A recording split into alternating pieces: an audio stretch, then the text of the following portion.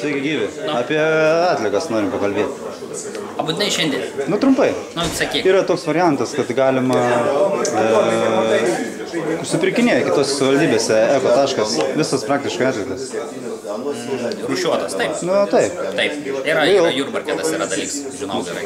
Ar pas mus negalima tokius sąlygus sudaryti žmonėms? Galim, bet nei viena iš tų įmonių, kurios supirkinėja, nesikreipia kol kas į merą, į administracijos direktorių, kiek aš žinau, kad ir to labiau į mumis pačius, kaip į oblitraciją, niekas nesikreipia. Tai jie patys turi kreiptis. Taip, jie kreipias, tada administracijos direktorius, ar jisai savo įsakymą, ar tarybą, savo, bet aš manau, kad direktorius užtenka ir leidžia šitą dalyką, bet jie nesikreipia šiai dieną. Manau, kad nei Tauragėje, nes to nėra, nei šiai dieną yra tik tai atidaryta Jurbarke, kur žmonės gali leisti rūšiuoti ir supirkinėti. Aš bent mano žinom, tai tikrai nesikreip, nežinau. Tai mes pasiūlysim kreiptis. Taip, tavo kreipės, svarstysim. Gerai.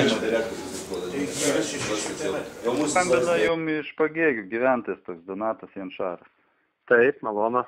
Mes čia atliekų to rūšiavimų, surinkimų čia taip domimės, tarybos nariais čia kariaujam. Jie mums reiškia aiškina, kad nei viena įmonė nesikreipia į mūsų Tauragės apskritį, kad galėtų pateikti tokią paslaugą, nu, supirkinėti rūšiuotas atliekas. Taip. Ar jūs tokios galimybės pas jūs neįmanomos? Sužinot, kad ar yra iš jūsų pusės įmonių, kurios yra kreipusios į mumis? Ne, ar, pavyzdžiui, jūs tokio dalyko nedarote? Mes darom, mes kai tik tas atliekas surinkinėjom iš jūsų, iš Pagėgių. Ir parduoti ten, ir batareikas gali parduoti. Nu, ir batareikas pas mumis lygiai tas pats irgi. Jeigu trasą surenkam, mes galim, dėlėskai mes batareikas irgi prašėm jūsų traso, Tauragės regiono atliekų tvarkymo centro, kad duotų taškus, kur mes galime statyti tų batareikų konteineriukus. Mes su mielu noru. Ir jeigu jie surenka kažkur, tai, nes, pavadinkim, gyventojas įmetė parduotuviai, tai jis tų pinigų ir niekuomet ir negaus. Gaus tik pinigus parduotuvė, kuris surinko šitos atliekas. Tai va, mes irgi mokam po 2 litus. Aišku. Nu tai va, aš dabar kažkaip bandysiu su tais tarybos nariais ir toliau kalbėti. Mes už tokius dalykus, netgi ir elektronikos rinkimai, jeigu esate kreipę, kad mes dėlėskim renkam akcijos būdu, pravažiuojam pro jūsų rajoną, pro Pagėgių ir surenkam elektroniką. Bet jeigu bendruomenė surinktų, ką mes buvom irgi siuntę bendruomenėm, kad rinkit jūs geriau vienoje vietoje, tai mes bendruomeniai tokiu atveju pinigus galim sumokėti. Taip važiuoti į kiekvieną tašką ir žmogų sumokėti, mes turim galimybės, kadangi bus nelegali prekyba. Taip, suprantu. Parsivežti pas save, pasisverti, suforminti, surašyti aktus ir tada galim tai vienai kažkokiai tai kompanijai išmokėti.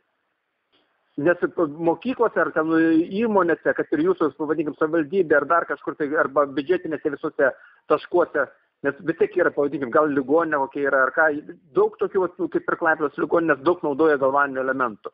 Jie surenka ir mes paskui jiem apmokam pinigus už tą, kad jie surenka. Nes visokiausiai dabar šiuolaikiniai prietaisai visur yra dauguma naikinimo. Gerai. O taip, jeigu yra bendruomenė, mes buvome siuntinėjimus, ten ryšium su visuomenė vadovė, bendruomenėmis siuntinėjus, kad dalyvaukit tokio kaip ir neapklausojo, kaip akcijai, kad netgi būtume apdovanotum, kad galėtume apdovanoti netgi papildomai, kai sakė, vat surenkat, gauna pinigus. Ir dar papildomai ten yra prizas, jeigu aš neklysiu, ar 2000 litų pirmą vietą, kas paims. O, tai čia dar ir varžybas gali padaryti. Nu taip, mes visai bandam skatinti, kad tik nesišiukšlintų aplinkui. Tai va, ir aš galvoju, jeigu būtų kažkoks supirkimas, tai čia neliktų tų šiukšlių nei miškuose niekur, nes jų dabar yra. Vienas prekės jos yra, už jas galima mokėti pinigus, nes jos yra, kaip pasakyti, perdirbimas visai kitas dalykas. Tai yra, už praeitais metais, 11 metais dar už tepalus turėdavo mum damokėti. Šiais metais vokiečiai jau mum pradėjo didesnius pinigus mokėti ir importuotojai tokiu atveju pradėjo kompensuoti ten to simbolinį 200 litų už toną tepalų, tai kuriuos mes ir iš karto atiduodam savo tiekėjams. Arba filtrus visą kitą. Mes irgi ieškam visokiausių galimybių, kad kaip žmonės tik paskatinti, kad tik nebešiukšlintis. Pas mus dabar tą įvedė rinkliavą, tai iš viso, žinokit, absurdai, čia nieks net nei rūšiuoti neskatinamas, nei ką čia. Nu. Rinkliava yra, beleka meti ir viskas, nu, tai ten, žinot. Nėra skatinama rūšiuota prasme, nu, vat rinkliava. Taip. Verti viską ir į vieną. Ir... Nu, gerai, tai ačiū jums labai. Jeigu reikės iš mūsų kažkokios, kaip Žalvario pagalbos, ar ten susitikti su jūsų vadais ir praskaityti lekciją, kaip kad reikėtų, ką reikėtų ir kaip reikėtų jūsų, bet jūsų pagalbom, kaip sako, ir patarime galima atsiliepti jūsų prašymą. Gerai, malonu, tai manau dar kartą mes galbūt ir susisieksim. Gerai, tvarkoj. Geros dienos. Ir jums taip pat.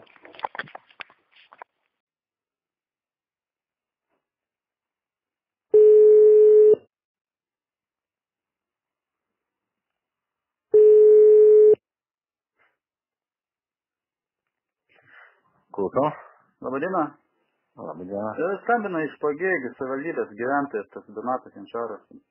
Taip. Mes čia su tarybos nariais bendravom, kad dėl atliekų supirkimo, tai jie mane patikino, kad nei viena įmonė nesikreipė į mus ir pas mus yra rinkliava ir nėra numatyta jokio rūšiavimo ir supirkimo.